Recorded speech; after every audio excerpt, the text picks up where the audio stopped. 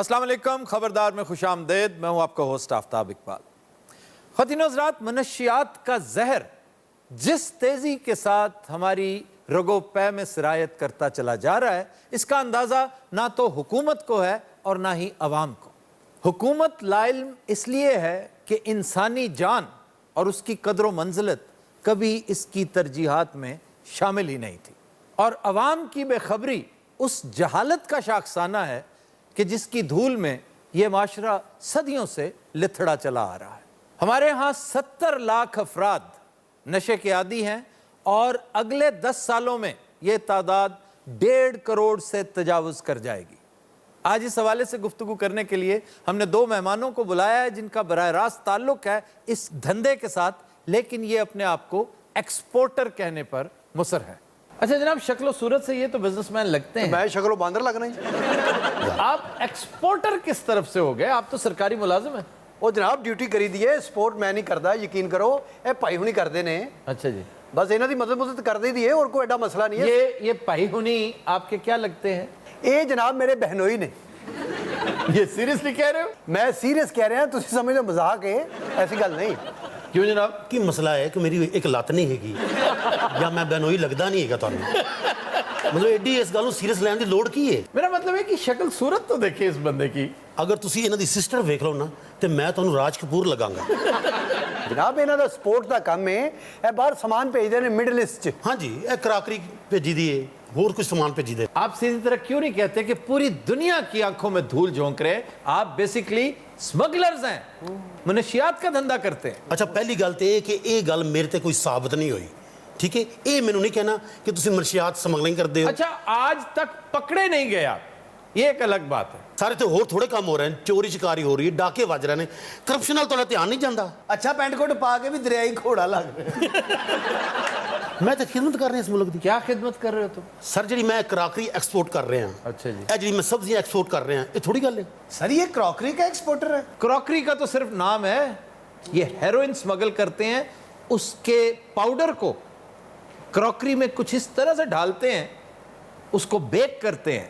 کچھ عرصہ پہلے مڈل ایسٹرن ایک ایئرپورٹ پر ٹی سیٹس پکڑے گئے کہ جس میں جتنی ہینڈلز ہیں نا، جتنے ہینڈلز ہیں، چاہے وہ چینک کے ہوں اور چاہے وہ کپ کے ہوں، وہ سارے کا سارا میٹیریل پاؤڈر ہے، یعنی ہیروئن، اور اس کا رنگت بھی آف وائٹ اسی طرح کی جیسا کہ ڈیزائن ہے، اس کے اوپر پھول بوٹے بنے ہوئے. اصل دے وچ پاندا کاروبار دوسرا ہے. تسی ایویں کہندے منشیات. اے پائی نے وڈی تے 8 ویڑے کو 12 کے بکرے تے 2 اونٹ دتے نے جناب. ہاں جی، غریباں لئی. کڈی سونی تسی گل کیتی سی، ایہو جی رقم انہاں دے منہ تے ہی ماری جائے گی. اس رقم کا کیا فائدہ؟ اصل میں یہ اپنے آپ کو دھوکہ دیتے ہیں. صادق تو ایڈا سیریس نہ ہو، باہر جا کے رکشا تو ہو. میں بھی دانشور بڑے ہیں کہ سر وہ ایکچولی ہوتا کیا ہے؟ سر یہ سبزیوں میں بھی یہی کام کرتے ہیں. بہت کرتے ہیں. کیوں جناب؟ سبزیوں کو بھی اسی کام کے لیے استعمال نہیں سر، کھان پین والی چیز ایسا ہو سکتا ہے؟ او کھان پین نہیں ہوندا پائن کی ہو گیا، میں کتنے پہن دے بیٹھا. کھان پین ہوندا ہے کھان پین. سر اسمگلر صاحب دا نا تندوا بدے ہے.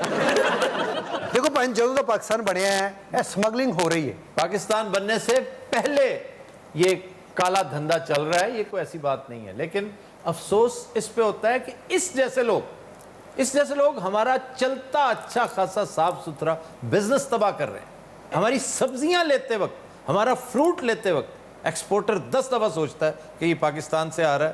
وہ بجائے مارکیٹ بھیجنے کے اس کو لیبارٹری بھیج دیا جاتا ہے.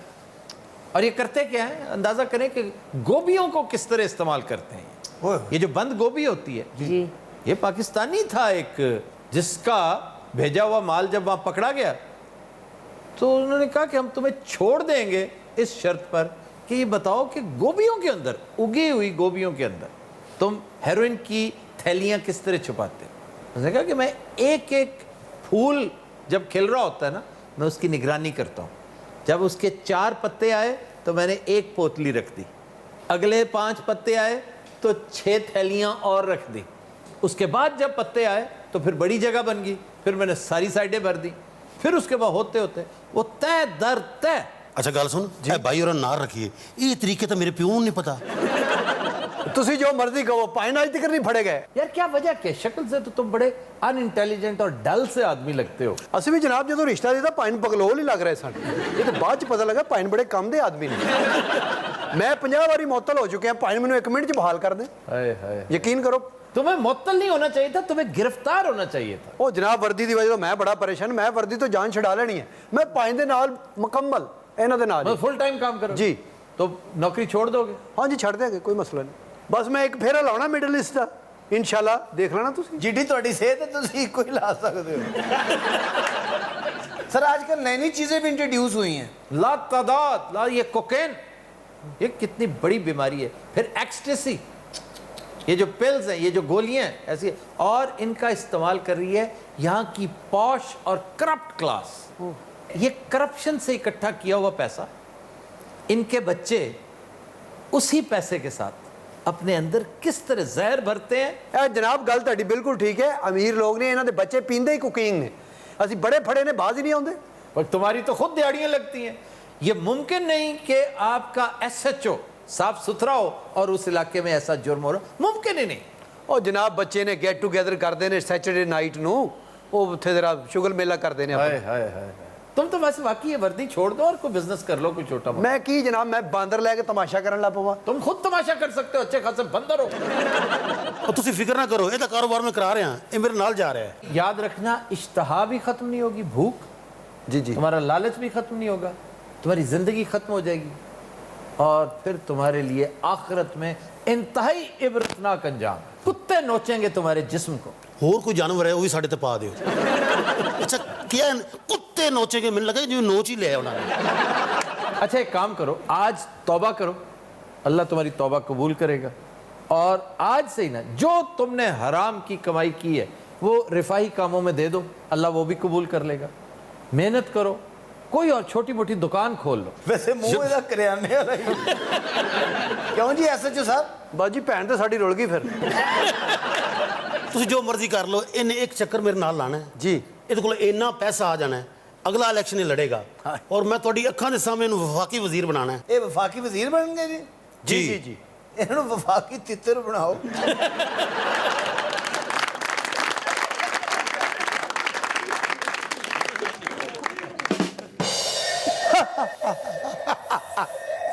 ਜ਼ਿੰਦਗੀ ਕਦੀ ਨਹੀਂ ਫੜੇਗਾ। अब तबीयत दुरुस्त हुई कुछ? नहीं जी, होनी है। अकल ठिकाने आई? आ गई है जी, आ गई है। ये बेचारा वो जो पीछे खाकरोब है, हाय, इसे वजीर खारजा बना रहा था। ਮੈਨੂੰ ਵਜ਼ੀਰ ਖਾਗਰੋ ਬਣਾਤਾ ਜੀ ਇਹਨੇ।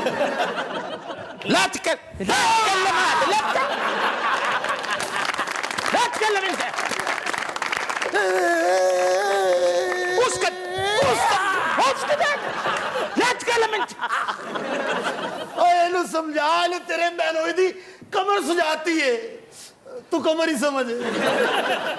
والله انتو ترى لو وصل رشي ترى شغله صاروا من الشارك كذا अच्छा बात सुनो, ये बंदा वाकई ये जो आगे खड़ा है, ये किस जुर्म में अंदर हुआ? ਇਹ ਜਨਾਬ ਗਰੁੱਪ ਲੈ ਕੇ ਆਏ ਸੀ, ਇਹਨਾਂ ਦੇ ਸੇਠ ਸੂਟ ਤੇ ਦੌੜ ਗਏ।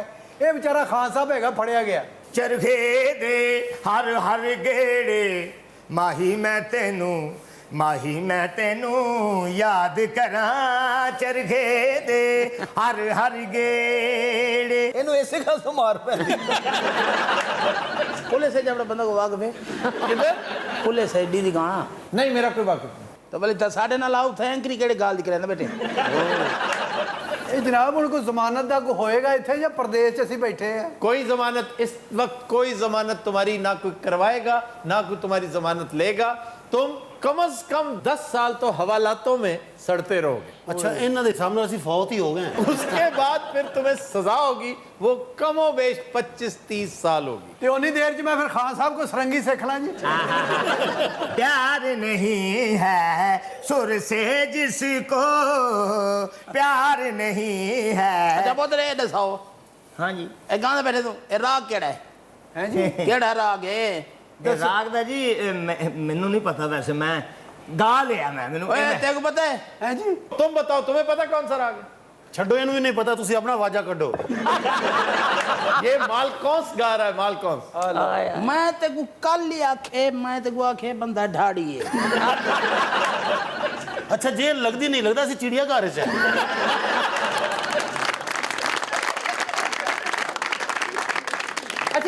खड़ा है ऐसे ही शुरता है तूड़ी भर के खड़ा किया है। देखें जी, मैं इनकी फजूल गुफ्तगू में शामिल नहीं होता, मैं जरा डिफरेंट किस्म का शुरता हूँ, यू नो। मैं कहा ਇਹਦੀ ਡਿਊਟੀ ਅੰਦਰ ਨਹੀਂ ਲਾਉਂਦੇ ਕਿਤੇ मैंने खुद कह के बाहर रखवाई है। ਇਹਨੇ ਬੰਦੂਕ ਉਹਨਾਂ ਦੀ ਹਿਫਾਜ਼ਤ ਸੇ ਨਹੀਂ ਪਾਈ ਆਪਣੀ ਹਿਫਾਜ਼ਤ वो कहीं भी गया लौटा तो मेरे पास ਖਾਨ ਸਾਹਿਬ ਨੂੰ ਰਿਚ ਪੈ ਗਿਆ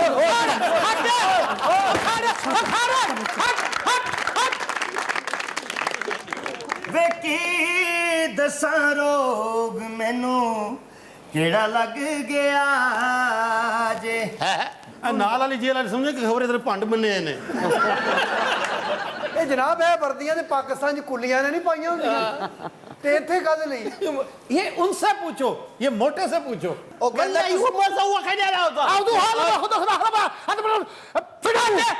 ना हम ਅੱਛਾ ਦਿਨ 4 ਵਾਰੀ ਆਪਸ ਵਿੱਚ ਲੜਦੇ ਨੇ ਆਫਤਾਬ ਸਾਹਿਬ हाँ जी, ਸਾਕੂ ਨਾਲ ਲਈ ਵੰਜੋ कहाँ ले बंजू? ਉਹ ਐਂਕਰ ਹੈ ਕਿ ਬੱਸ ਚਲਾਉਂਦਾ ਸਾਕੂ ਲਈ ਵੰਜ ਸਜਣਾ ਨਾਲ ਤੇ ਟਿਕਟਾਂ ਦੋ ਲੈ ਲੈ ਤੇ ਟਿਕਟਾਂ ਦੋ ਲੈ ਲੈ ਸਾਕੂ ਲਈ ਵੰਜ और ਸਜਣਾ तुम तो 3 हो, 2 ਇਹ ਸਾਡੀਆਂ ਲੈ ਰਹੇ ਜੀ ਇਹਨੇ ਇੱਥੇ ਹੀ ਰਹਿਣਾ ونا وما زين يشلح ولا مختي ਅੱਛਾ ਇਹ ਕਿਸੇ ਇਲਾਕੇ ਦੀ ਜ਼ਬਾਨ ਹੈ ਹੀ ਨਹੀਂ ਮੈਂ ਉਦੋਂ ਤੋਂ ਸੋਚੀ ਜਾ ਰਿਹਾ ਸ਼ੁਕਲਾ ਕਿੱਥੇ ਜਾਂਦਾ ਹੈ ਸ਼ਾਮ ਦਾ ਵਾਦਾ ਕਰਕੇ ਟੁਰਿਓ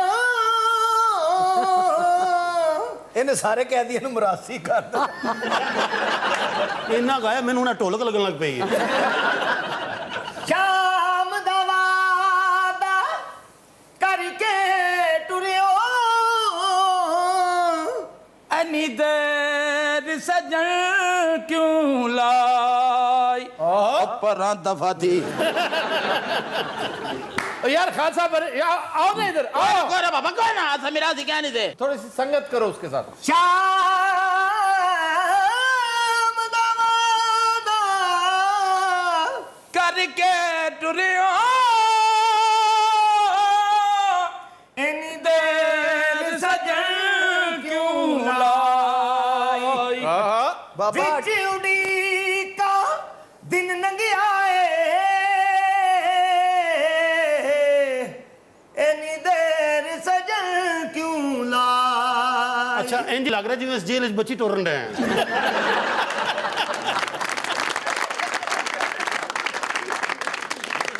ਜਿਹੋ ਜੀ ਪਿੱਛੇ ਬੱਚੀ ਖੜੀ ਹੈ ਨਾ ਉਹਨੂੰ ਟੁਰਨਾ ਨਹੀਂ ਉਹਨੇ ਰੇੜਨਾ ਹੈ ਘਰ ਆਓ ਤਤੀ ਦਿਆ ਢੋਲਿਆ ਏ ਮੈਨੂੰ ਤਾਂਗਾ ਤੇਰੀਆਂ ਆਓ ਤਤੀ ਦਿਆ ਢੋਲਣਾ ਆਹਾ ਇਹ ਤੇਰੇ ਡਾਂਸ ਨਾਲ ਚੱਲ ਜਾਣੀ ਆ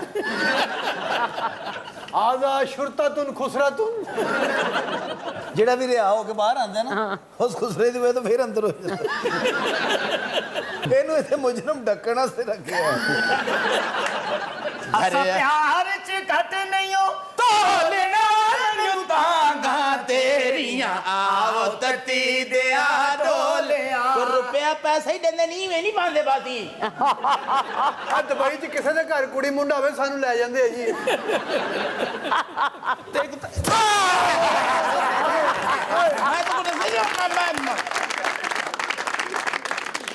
ਓਏ ਖਾਸਾ ਉਹ ਗਾਓ ਜਿਹੜੀ ਤੇਰੀ ਚਾਚੀ ਗਾਉਂਦੀ ਹੁੰਦੀ ਸੀ ਕਿਹੜਾ ਜੀ ਨੇੜੇ ਆ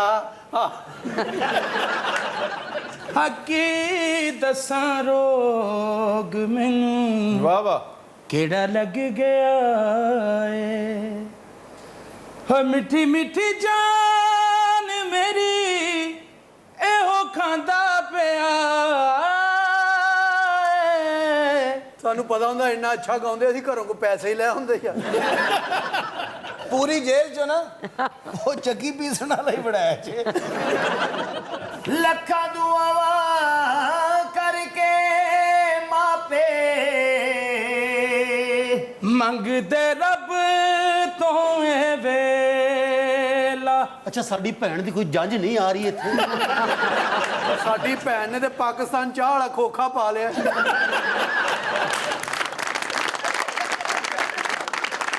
ولا هو ما زونا لا ساروكنا ها ਇੰਤਜ਼ਾਮ ਹਾਂ ਆਈਵਾ ਓਏ ਇਹਨੂੰ ਉਠਾਓ ਪਿੱਛੋਂ ਜੇਲ੍ਹ ਚੁੱਕੀ ਜਾਣੀ ਏ ਹੁਣ ਦੇਖੋ ਕੰਧ ਹੋ ਗਈ ਇਹਦੀ ਬੈਕ ਸਾਈਡ ਤੇ ਭਾਵੇਂ 150 ਕੈਦੀ ਸੌਂ ਜਾਏ ਆਰਾਮ ਨਹੀਂ ਮੋਰੇ ਬਾਗ ਮੈਂ ਅੱਛਾ ਖਾਨ ਸਾਹਿਬ ਦੀ ਸਜ਼ਾ ਮੁੱਕ ਗਈ ਅੱਛਾ ਉਹਦੇ ਕੋਲ ਟਿਕਟ ਤੇ ਪੈਸੇ ਨਹੀਂ ਹੋ ਰਹੇ ਉਹ ਭਾਈਜਾਨ ਤੁਹਾਡੀਆਂ ਬੇੜੀਆਂ 'ਚ ਵੱਟੇ ਪੈ ਚੰਗੀ ਭਲੀ ਮੈਂ ਪੁਲਿਸ ਦੀ ਨੌਕਰੀ ਕਰਦਾ ਸਾਂ होगी ये गल मेरी जमानत हो जाएगी होगी पाकिस्तान गल और ये जो इसने वजीर बनना था वो ਉਹ ਮੇਰੀ ਇਹ ਮਾਏ ਵੈਰੀ ਦੁਸ਼ਮਣ ਜੇਲ੍ਹ 'ਚ ਨਾ ਜਾਵੇ और ये उसके ऊपर बैठ गया ਇਹਨੂੰ ਅਸੀਂ ਬਤੌਰ ਬੈਂਚ ਇਸਤੇਮਾਲ ਕਰਨੇ ਆ ਜੀ ਇਹ ਸੁਰਤੇ ਦੀ ਅਲਮਾਰੀ ਵੀ ਬਣ ਜਾਏ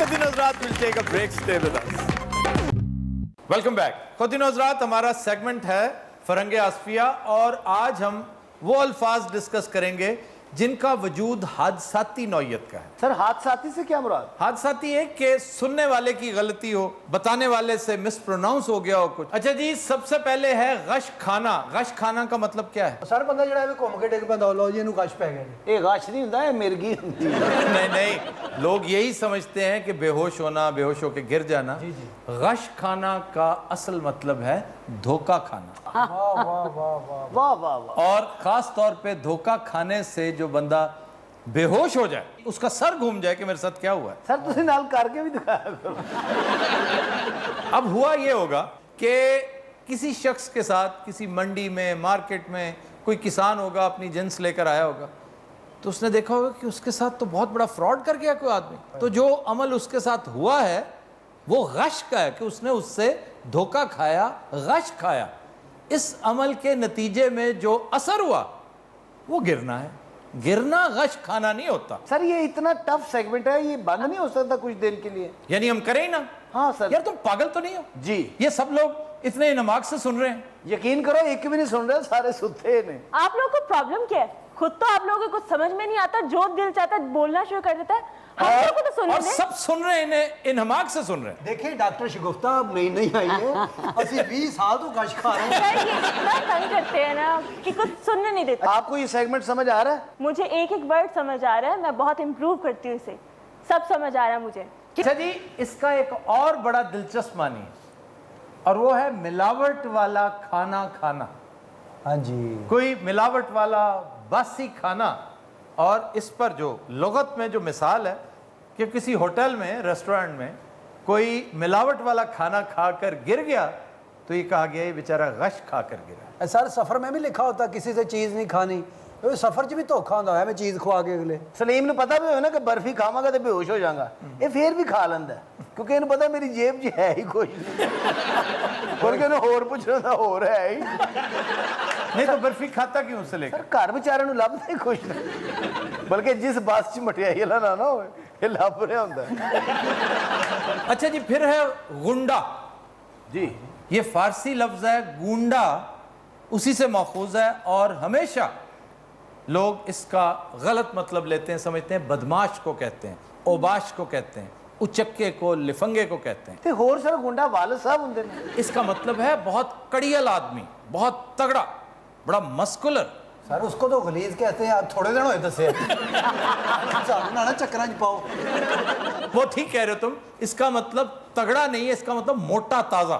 हाँ ए गलीज तो नहीं ना होगा अंग्रेजी में भी लफ्ज गूंडा है गूंडा अंग्रेजी में भी है अच्छा ही। और गून GOON गून गूंडा उसका मतलब भी यही है गून्स होते हैं ये जो गैंगस्टर्स होते हैं जो लोगों के साथ गनमैन फिर रहे होते हैं वो गून्स होते हैं गुंडे ऐना गुंडा अच्छा जी इस पर क्या हुआ होगा किस पे सर ये चपेड़ा बजियां होंगी बाकी चपेड़े पड़ी थी इस पर एक शख्स की लड़ाई होगी किसी दूसरे से अच्छा अब वो गया और अपने साथ 7-8 बंदे ले आया तो किसी ने वहां पे कहा कि वो तो अपने साथ गुंडे ले आया है अब वो बड़े भारी भरकम मोटे ताजे थे तो सुनने वाले ने ये समझ लिया कि जो किसी के बिहाफ पर लड़ने आता है बदमाश उसको गुंडा कहते हैं और यहां पर एक कानून हुआ करता था गुंडा एक्ट जी अयूब खान के दौर में ऐसे लोगों ये जो गूंज होते थे उनके खिलाफ गुंडा एक्ट बनाया गया तो सर हुकूमत को भी नहीं पता उन्होंने भी गुंडा एक्ट बना दिया तो बना दिया ना ये गलती सरजद होती है जब माशरे से हो रही होती है तो हुकूमत किसका हिस्सा है اسی معاشرے کا نا, بے شک. انہوں نے بھی غلطی کی. ਜਦੋਂ ਦੁਨੀਆ ਸ਼ੁਰੂ ਚ ਬਣੀ ਤੁਸੀਂ ਕਿੱਥੇ ਸੋ ਸਰ ਉਦੋਂ ਹੀ ਤਰਤੀਬ ਸਿੱਧੀ ਕਰਾ ਲੈਂਦੇ. اچھا جی, پھر ہے شاباش. ਸ਼ਾਬਾਸ਼ ਸ਼ਾਬਾਸ਼ شاباش. ਜੀ ਜੀ ਇਹਦਾ ਮਤਲਬ ਹੋਣਾ ਚਪੇੜ ਕੁਸੁੰਨ ਠੁੱਡੇ ਖੰਗ. بات وہی ہے, صرف لفظ چینج ہو گیا ہے. یہ شاباش نہیں ہے, شادباش ہے. شاد یعنی خوش رہو, باش شاد باش. اب دال بیچ میں کثرت استعمال کی وجہ سے نکل گیا تو یہ شاد باش کی بجائے شاباش ہو گیا. جیسے داماد, داماد نہیں آپ کو یاد؟ جی جی جی. داماد, اب داماد کیا ہے؟ سر میری سر دردی ہے عذاب ہے وہ دائم آباد ہے, دائم آباد, اس کو داماد کر دیا یہ گیا. تو لگتا کسی سٹاف کا نا دائما بعد لا دینا جی سانو. ہم ایک آفس میں کام کیا کرتے تھے, چیف منسٹرز ہاؤس. یہ کوئی آج سے 15 سال پہلے کی بات ہے. تو ہمارے دوست تھے سیکرٹری آفتاب شاہ, تو بڑا تاریخی فکرہ انہوں نے کہا. ان کا کوئی کام نہیں ہوتا تھا, اور وہاں پہ جو کمپٹرولر تھا اس کا نام تھا دائم. تو ہمیشہ اسے کہتے تھے کہ دائم آباد رہے گی دنیا, ہم نہ ہوں گے کوئی ہمسا ہوگا. بڑا مجھے یاد آتے ہیں آفتاب شاہ صاحب بھی اور دائم بھی. یہ دائم آباد ہے. اشال تینوں سمجھ آ رہی نے گلاں دی؟ بٹ صاحب دے ڈر تو اشال دیاں بھی مجھا نکلو. اچھا جی, پھر ہے فقیر. مانگنے والا جی. آج فقیر کو لوگ سمجھتے ہیں کہ مانگنے والا. اچھا تم نے فوراً کہہ دیا. وہ منگن والے نو سر کہندے, اور ڈی سی او نو کہندے نے فقیر. فقیر وہ ہوتا ہے جو غریب ہو. ہر غریب مانگنے والا ہوتا ہے؟ نہیں نہیں.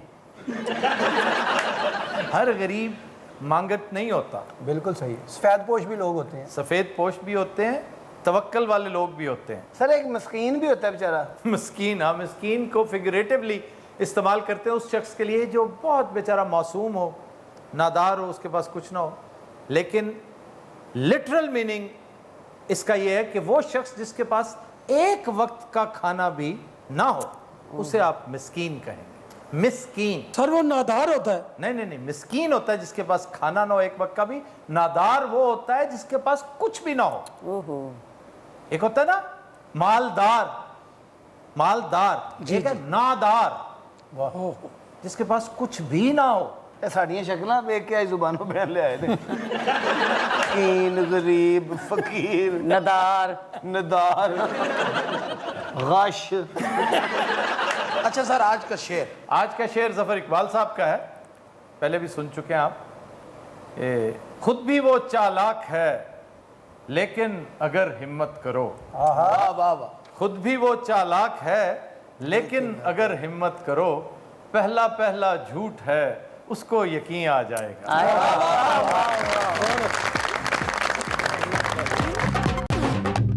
ویلکم بیک جی.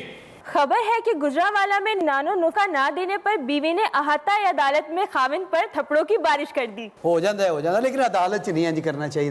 بندہ سائڈ تے ہو کے تھپڑ مار لا. کہیں بھی تھپڑ مارنا غیر انسانی, واہیات اور وحشیانہ عمل ہے. یہ دونوں کی طرف سے, اگر مرد یہ حرکت کرے تب بھی غلط ہے, عورت نے کیا تب بھی غلط ہے. قانون کو اپنے ہاتھ نہیں لینا چاہیے. دیکھو اس نے گالیاں دی, اسے شکایت کرنی چاہیے تھی. بیسٹ تو یہ تھا کہ صبر کرتی, اور قانون چونکہ اس کو سپورٹ کر رہا تھا. اس نے ایک شادی کر رکھی تھی, اوپر سے وہ بدماشی یہ کر رہا تھا, نان و نفقہ نہیں دیتا تھا. تو سر یہ نان نفقہ دینا لازم ہے. تو اور کیا, فی بچہ طے کرتی ہے عدالت کہ تم نے فی بچہ اتنے پیسے منتھلی دینے ہیں, اور سالانہ اس میں 10% اضافے کی بھی گنجائش ہوتی ہے. اور بچے کے تعلیمی اخراجات یہ بھی شوہر کے ذمہ ہوتے ہیں. یہ طلاقاں کیوں ہوندیاں نے جی؟ وہ شکل و صورت دی وجہ تو ہوندی ہے. بندہ اچھا ہوئے بڈھی کہندی ہے, بڈھی اچھی ہوئے بندہ کہندا ہے جی لڑائیاں جھگڑے بج جاندے. انتہائی فضول بے تکی بات ہے. کیوں جی؟ یہ مینٹل کمپیٹیبلٹی کا مسئلہ ہوتا ہے. ورنہ مارلن منرو سے زیادہ حسین عورت کون ہو سکتی ہے؟ اسے طلاق ہو گئی تھی. تے ہن شادی ہو گئی تھی, وہ مر بھی گئی ہے بیچاری. الزبتھ ٹیلر کو 7 مرتبہ طلاق ہوئی, اور اس کے شوہروں میں سے ایک دنیا کے حسین ترین مردوں میں سے تھا, رچرڈ برٹن. لیڈی ڈیانا کو. Lady Diana. ہائے ہائے. کتنی وہ تھا تو کہندے مینوں پتہ ہی کھ نہیں. پھر ایک تازہ ترین ہمارے ملک میں اعتصام, ہمارا ٹینس سٹار, وہ کتنا ہینڈسم گڈ لکنگ ہے. اس کی بیوی کتنی گڈ لکنگ تھی, کتنی پیاری, اور کتنی شاندار شادی ہوئی. وہ نظر لگ جاتی ہے کوئی نہ کوئی ایسی بات. سر زیبا بختیار نو. ज़ेबा बख्तियार कितनी हसीन औरत है। ਅੱਛਾ ਹਰ ਹਸੀਨ ਔਰਤ ਦਾ WhatsApp ਨੂੰ ਪਤਾ ਹੈ ਕਿਉਂ ਜੀ ਤੁਹਾਡੇ ਘਰ ਕੋਈ ਲੜਾਈ ਨਹੀਂ ਹੁੰਦੀ ਨਹੀਂ ਜੀ ਭਾਬੀ ਨੇ ਇਹਨਾਂ ਨੂੰ ਸ਼ਾਦੀ ਤੋਂ ਪਹਿਲੇ ਹੀ ਤਲਾਕ ਦੇ ਦਿੱਤੀ ਵੈਸੇ ਤੁਸੀਂ ਖੂਬਸੂਰਤ ਹੋ ਜਾਂ ਬਾਜੀ इसकी बेगम साहबा बहुत खुश शक्ल है जी माशाल्लाह। और इस पर अंदाजा होता है कि किस कदर इस्तकामत है, ईसार है उनके अंदर। ਇਸਾਰ ਵੀ ਔਰ ਭਾਬੀ ਥੋੜੀ ਜਿਹੀ ਟੀਵੀ ਵੀ ਹੈ ਅੱਛਾ ਆਪਣੇ ਹਾਸੇ ਕੱਢੀ ਜਾਣੇ ਨੇ ਜੇ ਸਾਡੇ ਵੀ ਕੋਈ ਮਾਮਲਾ ਸੋਲਵ ਕਰਨਾ ਮੇਰੇ ਬੇੜੇ ਗਰਕ ਹੋ ਗਏ ਨੇ ਨਾ ਖਾਣ ਨੂੰ ਨਾ ਪੀਣ ਨੂੰ ਨਾ ਜੁੱਤੀ ਨਾ ਕੱਪੜਾ ਕੱਖ ਨਹੀਂ ਮਿਲਦਾ ਇਹ ਮੇਰੀ ਨੋ ਮੇਰਾ ਪੁੱਤਰ ਨਾ ਸਮਝਣਾ ਅੱਛਾ ਬਾਬਾ ਜੀ ਨਾ 9 ਨਾਲੋਂ 10 ਸਾਲ ਛੋਟੇ ਨੇ अच्छा जी, आपका बेटा वो है बैठा? ਆ ਜਿਹੜਾ ਬੈਠਾ ਨਾ ਖੋਤੇ ਦਾ ਪੁੱਤਰ ਇਹ ਮੇਰਾ ਪੁੱਤਰ ਹੈ अच्छा जी, क्या हुआ क्या था? ਦੇਖੋ ਜੀ ਨਾ ਮੈਨੂੰ ਖਾਣ ਨੂੰ ਦਿੰਦਾ ਨਾ ਕੱਪੜਾ ਦਿੰਦਾ ਨਾ ਰੋਟੀ ਨਾ ਕੋਈ ਨਾ ਬੱਚਿਆਂ ਦਾ ਖਰਚਾ ਇਹਦਾ ਖਾਣਾ ਖਰਾਬ ਇਹਦਾ ਬੇੜਾ ਗਰਕ ਹੋ ਜੇ ਤੁਸੀਂ ਯਕੀਨ- ਮੈਂ ਐਂਡ ਸਲਿਮ ਸਮਾਰਟ ਸਾਂ ਨਿਆਣੇ ਜਮ ਮੇਰਾ ਪੜੋਲਾ ਜਿਹਾ ਬਣਾਤਾ ਬਗੈਰ ਪਹਿਲੇ ਤਾਂ ਮੈਨੂੰ ਪਤਾ ਨਹੀਂ ਲੱਗਾ ਕਿ ਮੇਰੇ ਪੁੱਤਰ ਦੀ ਲੜਾਈ ਹੋ ਰਹੀ ਹੈ ਅੱਛਾ। ਕਿਉਂ ਘੇਰਾ ਪਾਇਆ ਸੀ ਅੰਦਰੋਂ ਦੋ ਆਵਾਜ਼ਾਂ ਬੰਦਿਆਂ ਦੀ ਤਰ੍ਹਾਂ ਆ ਰਹੀਆਂ ਸੀ ਭਰੀ ਅਦਾਲਤ ਦੇ ਵਿੱਚ ਸਰ ਬਦਤਮੀਜ਼ੀ ਕੀਤੀ ਮੇਰੇ ਨਾਲ ਭਰੀ ਅਦਾਲਤ ਦੇ ਵਿੱਚ ਉੱਥੇ ਮੇਰੇ 4 ਦੋਸਤ ਮੇਰੇ ਨਾਲ ਖੜੇ ਸੀ। ਤੂੰ ਮੇਰੀ ਕਿਹੜੀ ਕੱਟ ਕੀ ਤੇਰਾ ਖਾਣਾ ਖਰਾਬ ਨਹੀਂ ਕਿ ਮੈਂ ਤੁਹਾਨੂੰ ਦੱਸਾਂ ਮੇਰੇ ਅੱਬੇ ਤੇ ਹੱਥ ਨਾ ਚੁੱਕਣਾ ਸੀ ਮੈਂ ਤੈਨੂੰ ਕਹੀ ਅੱਛਾ ਜਿਹੋ ਜੀ ਔਰਤ ਹੈ ਨਾ ਇਹਨੇ ਪੂਰੀ ਕਚਹਿਰੀ ਕੁੱਟੀ ਹੈ ਓਏ ਮੈਂ ਤਾਂ ਜਾਣ ਕੇ ਬੋਲ ਕੇ ਹੱਥੀ ਨਹੀਂ ਪੈਂਦਾ ਮੇਰਾ ਬਦਤਮੀਜ਼ੀ ਕਰਦੀ ਹੈ तो मुंह तो सीधा करो। ਐਡਾ ਭੈੜਾ ਮੇਰਾ ਥੱਪੜ ਵਜਿਆ ਕਿਵੇਂ ਕਰਾਂ ਸਾਰੀ ਰਾਤ ਬੱਚੇ ਤਾਂ ਮੈਂ ਮੂੰਹ ਸਿੱਧਾ ਕਰਦਾ ਰਹਿਣਾ ਇਹਨੂੰ ਕਿੰਨੀ ਵਾਰ ਹੈ ਕਿ ਹੁਣ ਦੂਸਰੇ ਪਾਸੇ ਮਾਰਦਾ ਕਿ ਬੱਚਾ ਤਾਂ ਸਹੀ ਹੋਵੇ ਲਓ ਜੀ ਐਸਾ ਔਰਤ ਨੂੰ ਜਿੰਨਾ ਵੀ ਨਾਨ ਨਫਕਾ ਮਿਲਿਆ ਨਾ ਇਹਨੇ ਉਹਦੇ ਬਦਾਮ ਮੰਗਾ ਦਿੱਤੇ ਇਹ ਤੇ ਮੱਝ ਨੂੰ ਕਸੁੰਨ ਮਾਰੇ ਅੰਜ ਡੇਰੀ ਵਿੱਚ ਛੱਤ ਤੋਂ ਪੱਖਾ ਡਿੱਗਿਆ ਉਹ ਖਾਲਾ ਤੁਹਾਡੇ 'ਚ ਬਹੁਤ ਤਾਕਤ ਹੈ ਤੁਹਾਨੂੰ ਨਹੀਂ ਪਤਾ ਇਸ ਗੱਲ ਦਾ ਬਾਜੀ ਸ਼ਾਦੀ ਤੋਂ ਪਹਿਲੇ ਤੁਸੀਂ ਖਰਾਦੀ ਹੈ ਸੋ शादी तो बाद भी खराती है ये ਭਾਈ ਕੁੱਟ ਖਾਣੇ ਦੀ ਗੱਲ ਕਿ ਨਹੀਂ नहीं, बाकी खराद का काम करते ਮੈਂ हैं। ਫਿਰ ਛਿੱਲਾਂਗੀ ਮੈਂ ਜੋ ਮਰਜ਼ੀ ਕਰਦੀ ਮੈਂ ਤੈਨੂੰ ਕੀ ਇਹਨਾਂ ਤੁਹਾਡਾ ਵੀ ਸਿੱਧਿਆ ਹੋ ਜਾਣਾ ਜੇ ਫਿਰ ਹੋਈ ਗੱਲ ਫਿਰ ਹੋਈ ਸਰ ਗੱਲ ਤੁਹਾਡੀ ਮਿਹਰਬਾਨੀ ਸਾਰਾ ਵੇਖ ਲਓ ਸਾਨੂੰ ਸਿਕਿਉਰਿਟੀ ਦਿਓ ਇੱਥੇ ਅੱਛਾ ਪੁੱਤਰ ਨਾਲੋਂ ਜ਼ਿਆਦਾ ਬਾਬਾ ਹੀ ਡਰੇ ਇਹਨੂੰ ਪਸੰਦ ਵੀ ਮੈਂ ਕੀਤਾ ਸੀ ਪਹਿਲੀ ਵਾਰੀ ਮੈਂ ਮੇਲੇ ਤੇ ਵੇਖਿਆ ਸੀ ਸਰੀਆ ਵਿੰਗਾ ਕਰ ਰਹੀ ਸੀ ਦੌੜ ਨਾਲ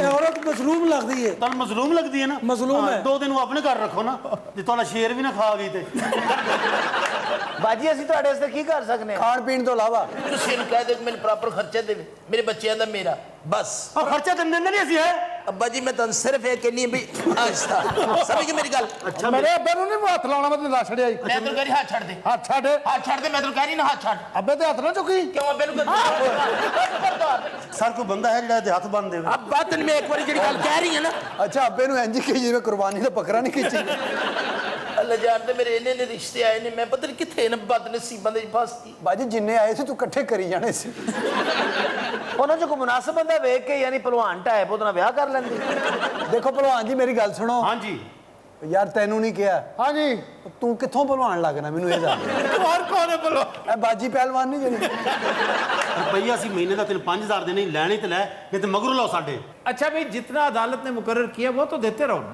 ਸਰ ਅਦਾਲਤ ਨੇ 4000 ਰੁਪਇਆ ਫੀ ਬੱਚਾ ਮੁਕਰਰ ਕੀਤਾ ਹੈ ਮੈਂ ਇਹਨੂੰ 16000 ਮਹੀਨੇ ਦਾ ਦੇ ਰਿਹਾ ਇਹ ਕਹਿੰਦੀ 50 ਦਿਓ नहीं तो उसका खर्चा भी तो दो ना। ਇਹਦਾ ਖਰਚਾ ਕੌਣ ਪੂਰਾ ਕਰੇ ਹੁਣ ਸਰ ਇਹਦੇ ਖਰਚੇ ਦੇ ਦੁੱਖੋਂ ਤੇ ਮੈਂ ਦੂਸਰਾ ਵਿਆਹ ਕੀਤਾ ਹੈ ਮੈਂ ਕਿ ਨਹੀਂ ਮੇਰੀ 10 ਵਿਆਹ ਕਰਨਾ ਮੁਰਾਦਾ ਮੇਰੀ ਜਾਨ ਛੱਡ ਮੈਨੂੰ 50,000 ਬਸ ਅਸੀਂ ਨਹੀਂ ਦੇਣਾ ਸਾਡੇ ਕੋਲ ਹੈ ਹੀ ਨਹੀਂ ਇਹ ਪੈਸੇ ਅੱਬਾ ਮੈਂ ਤੈਨੂੰ ਆਖਰੀ ਦਫਾ ਕਹਿ ਰਹੀ ਮੈਂ ਤੈਨੂੰ ਉਹ ਗਲੱਥੇ ਦੇਣੀ ਮੈਂ ਤੈਨੂੰ ਦੱਸ ਦਿਆਂ ਉਹ ਬਾਬਾ ਹਾਂਜੀ ਉਹ 2 ਮਹੀਨੇ ਇਹਨੂੰ ਦੇ ਦਿਓ ਅੱਗੋਂ ਇਹਨੇ ਬੰਦਾ ਬਣ ਜਾਣਾ ਹੈ ਆਹੋ ਬਾਅਦ ਚ ਤੁਸੀਂ ਇਹਦੇ ਕੋਲ ਨਾਨ ਨਫਕਾ ਲਈ ਜਾਣਾ ਅਸੀਂ ਇਹਨੂੰ ਵੈਸੇ ਹੀ ਨਹੀਂ ਰੱਖਣਾ ਹੈਗਾ ਬਸ ਅੱਬਾ ਮੁਕਾ ਦੇ ਯਾਰ ਮੈਂ ਕਦੋਂ ਤੇਰੀ